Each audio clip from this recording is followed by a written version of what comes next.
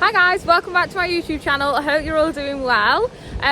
Today we've got a slurry separator at the farm. So basically it's been on demo at Meisker College, which is not far from us, and they have fetched it around here so we can have a look at it and see if we think it's something that we could use on the farm as well. We bed all of our cows on straw, so we do have a lot of box muck because of that. And we also have limited slurry storage here as well. So in hindsight, probably would be something that it would work well for us. So we'll go and see what he says about it, and we'll learn a bit about it, and we'll see it in action. And yeah, I hope you enjoy this video. If you haven't done already, please don't forget to like and subscribe, and let's crack on. How does it work then? So basically what we're going to do is take all the chopped fibre, or the fibre which is undigested fibre from the cattle, and the straw, and we're going to separate it. And the reason for doing that is multi-fold. It's to increase the nutrient value of the slurry, make it more pumpable, and then make the liquid more available to the plants. Then we can use the fibre, the undigested fibre, and the straw for bedding the cattle back on. Right. So where does it go in and out of? So it's coming up. I taught you through the system. Yeah. It's probably better when it's all running. Yeah, we'll have another look when it's going, yeah. It's not... it's not all set up yet. No. I thought it'd be on a tractor, to be honest. I thought you'd have it on a tractor and that sort of thing. These are set up normally on a farm on a stand. Yeah. And they're plugged into your power supply. So we just brought a generator because this is a demonstrator unit. Yeah. Most farms aren't set up for an electric cable. Yeah. So we stuck it in here. And this is what they call a macerator. Right. And so that chops everything up. It'll chop up hoof blocks, plastic, anything. And then it goes through the pump, which then goes up to the separator. And then all the fibre material comes out of here. Oh yeah. And it comes up to 40% dry matter. Ah. And so it literally ends up like sawdust. Wow. And to bed up on it, it's like clean enough to bed up on, is it? So what we do is we add limestone flour. Yeah. And so the limestone flour is a natural disinfectant. Yeah. And most dairy farmers put it on the cubicle beds anyway. Right. So then we put a bit extra than you'd normally put on, but then it's not lost because it goes back into the slurry and goes back onto the land. Yeah. So basically, so you don't need to spread lime on your fields. Right, yeah. And it's all done through one simple system. Yeah. I'll look forward to seeing it working then. We're good, won't it? So we've just had it at Meisker College. Oh yeah. And in 18 hours, we separated Oh wow. all that. Heck. And that was... And if you were to bed on that, say, how long do you think that would last you if you were bedding up on that? So if you was bedding up, you would separate every day. Yeah. And all the fibre that was undigested, because you wouldn't have straw, Yeah. you'd use it all. Yeah. Just be a constant cycle. It'd be a constant cycle. Yeah. Oh, very good. So then the other thing is you gain between 15 and 20% capacity of your slurry. Yeah. So you don't have to have a great big lagoon if anybody's... Short of storage and that sort of thing, yeah. And the separated stuff is stackable if you didn't want to bed on it. Yeah. It's stackable and easier to move if you're going onto maize land, or if you've got too many nutrients on your farm, which most dairy farms have, you can export it and you can get a lot more nutrients than moving slurry in a tanker. Yeah. So you load it onto an Arctic wagon and it's like taking 20 tankers full of slurry. Right. Win-win all around then. So Ben's already set the pump up here. We empty these top slats in the top building every 3 to 4 weeks. It's really thick stuff in here because we store some straw on the other side of the building, which is all slatted. So the guy with the separator wanted to come to our farm because we are bedded on straw. Most farms are bedded on sawdust or sand. So he wanted to see how his machine would work with the straw. Because as you can see, we bed all of our cows on straw, dry cows, milk cows, everything. So yeah, it'd be interesting to see how his separator copes with that amount of fibre. See how he gets on.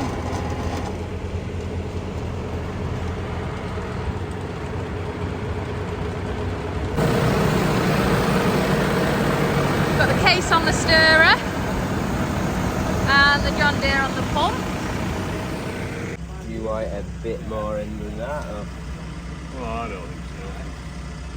They'll just flop about. What, you think it'll straighten out and fire more? This is straight? Right. You're hoping so. Right, Dot.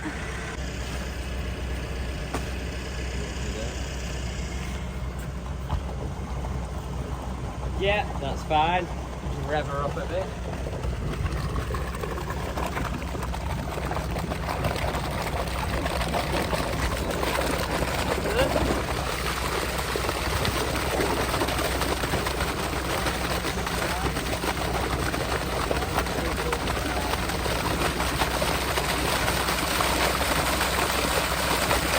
Still on tractor, Dan.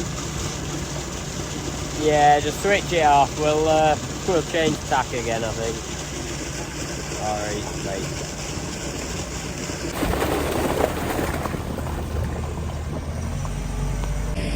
Change of plan. It's like we don't normally pump it down to this slurry lagoon, so it's got the proper connector on because we normally pump it up top. So we don't like the way it's sat, so we're just going to move it and like wedge it in between the gate and see if that'll do a better job, because I feel like it's just going to spin round and cover everything in slurry. Have you finished with Craig now or not? He wants to suck some water out of there, but apart from that, yeah. We're just going to put some more straw on this track while we're tanking in there.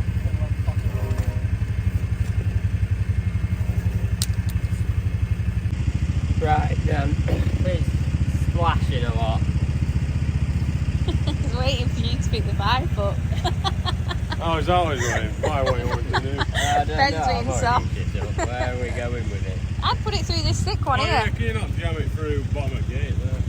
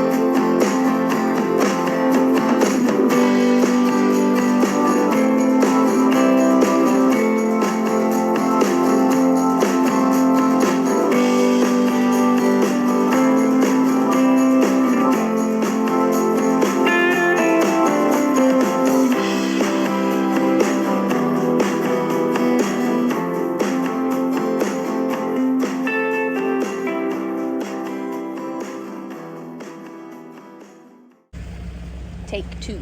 Right, yeah, try her a bit more now. Standing back in case it explodes. Now more then. Yeah, go to 540, see what it does. So what you keep going down. Alright, yeah, you're right at that, I think. Alright, thanks. Right to that, innit? Yeah, Just try and tie that just a bit. Won't you?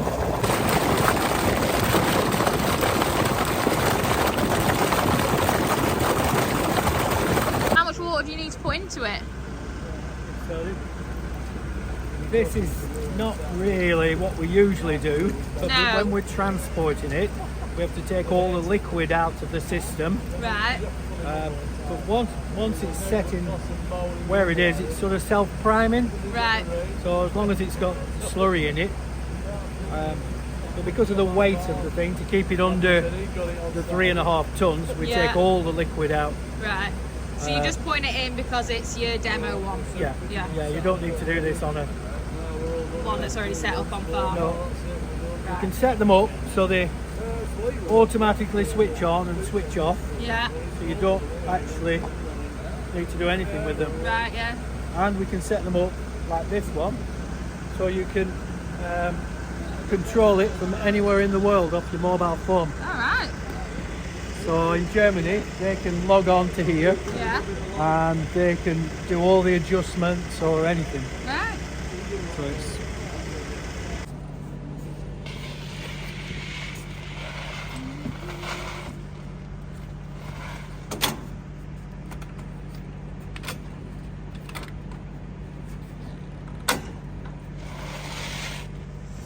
very long enough.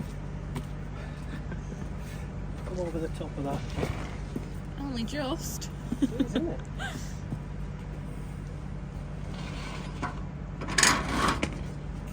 There's a block tying to end of it. We'll see how it goes. It should pull itself down, shouldn't it? Why are you so shy? It's boring, no one wants to watch this. They want to see you. They miss you.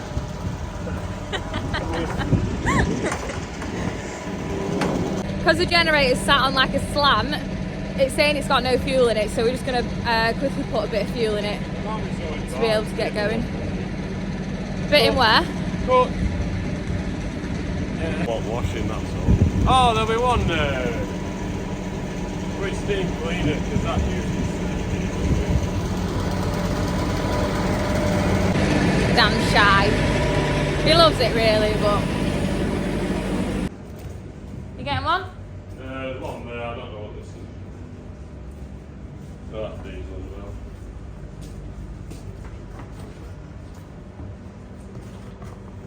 That's full. Ah, that'll do then.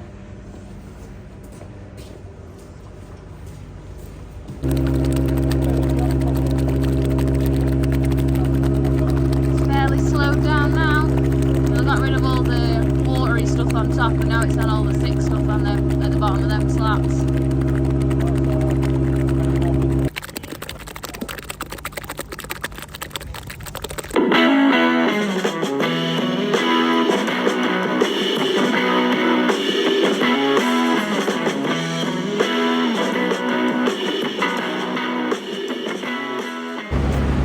Show you the little system going on up here. The case is on the stirrer and then the John Deere's on the pump.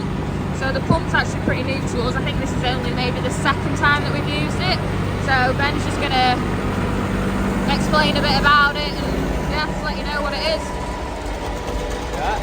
Stand on this side with my speaker. Right, go. Alright, what do you want me to say? I don't know, just tell us what it is, why you got it. Well, there's these slats under these building. They need emptying, I don't know, every 3 to 4 weeks. And we were just tanking it out. So anyway, we thought we'd try a pump to see if we could pump it about. And also with our new lagoon up there, when our old lagoon's full, we can pump out there as well instead of getting a contractor in. Yeah. It works alright, but it's very, very thick under here because we store straw over some slats over there and there's not a lot of rainwater gets in there. Yeah. It is very thick, so we've not just quite mastered it yet.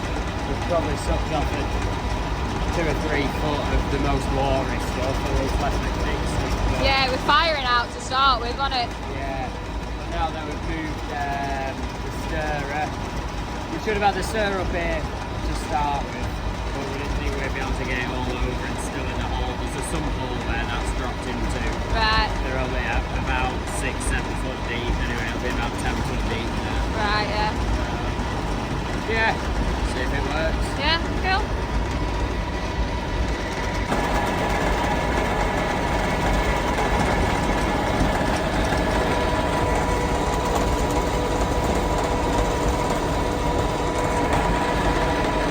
on. Up and running.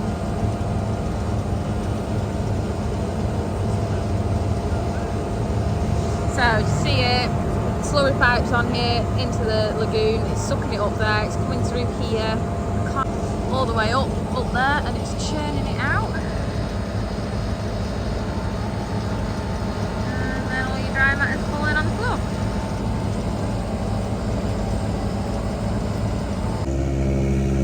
See how dry it actually is. Doesn't look that dry. No, it's not.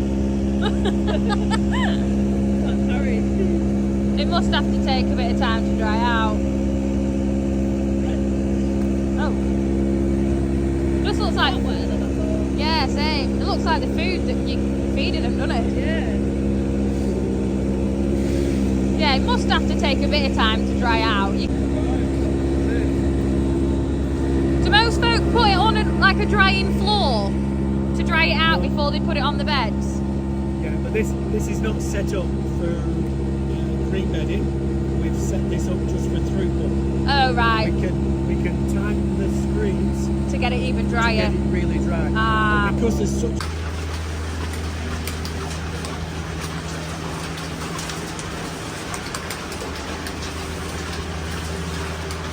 Right, we're on to day 2 of the slurry separation thing. So basically he's come back today because he's going to tighten up all the settings to make it to the dry bedding stuff. I'll go and find out now, but basically a lot of people use, in fact me and Meg, my sister, have both worked on the same farm, and they used to use green bedding, so just like this, so they separate the slurry and the fibre, and then they end up bedding up on the dry matter that comes in out at the end, and they look really comfortable beds, so it's not a bad little byproduct there. It'd save you a lot of money on bedding, wouldn't it? So yeah, we'll go see where he's up to. Giving the slurry a good old stir again. So it is a lot lower, obviously, than yesterday, you can tell, but Will has been doing a lot of tanking, so that's why it's dropped so much.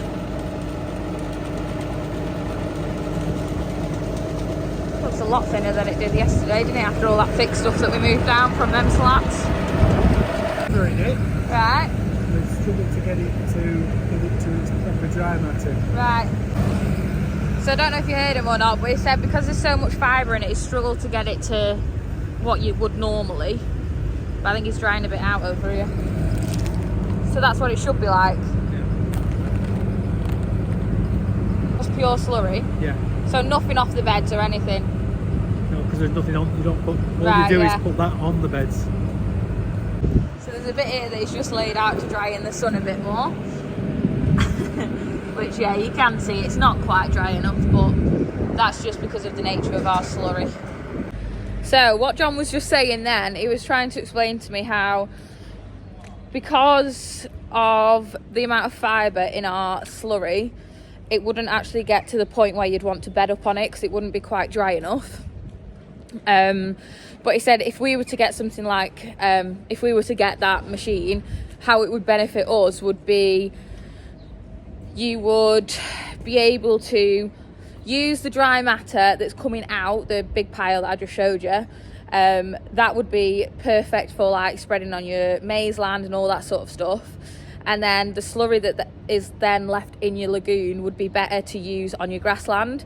So whenever we silo and we go on with slurry after we've siloed, Dad's always like dead cautious about putting too much on, or but putting too much on, because if we then get a really dry spell after siloing, after we've slurried, you end up with loads of bits of straw and fibre and what have you led on your grassland, which isn't ideal. So if we had a machine like that, then our slurry would be a lot thinner, it'd be a lot waterier, it'd be better for the grassland. So yeah, that's what it would do, benefiting a farm like ours. So, but would we bed up on it? No. Would we want to move away from bedding up on straw? Probably not. But for the whole slurry system, especially with this farm where there's not having a lot of slurry storage, so if we could take out all of that dry matter and spread that as box muck, and then you've then got your slurry, you'll have more slurry storage, you'll have a better slurry going onto your grassland and that sort of thing. So that would be the benefits. So yeah, anyway, I'm going to leave that video there now, guys. It did say that I could go and have a look at some farms that are bedded up on that, so I could do a part 2 if people were interested. I know of, I think, 3 locally that do it, so I probably could ask them and see if I could go and have a look. But yeah, I'm going to leave the video there now. So if you haven't done already, please don't forget to like and subscribe. I hope you've enjoyed it, and we'll see you on the next one. Bye guys.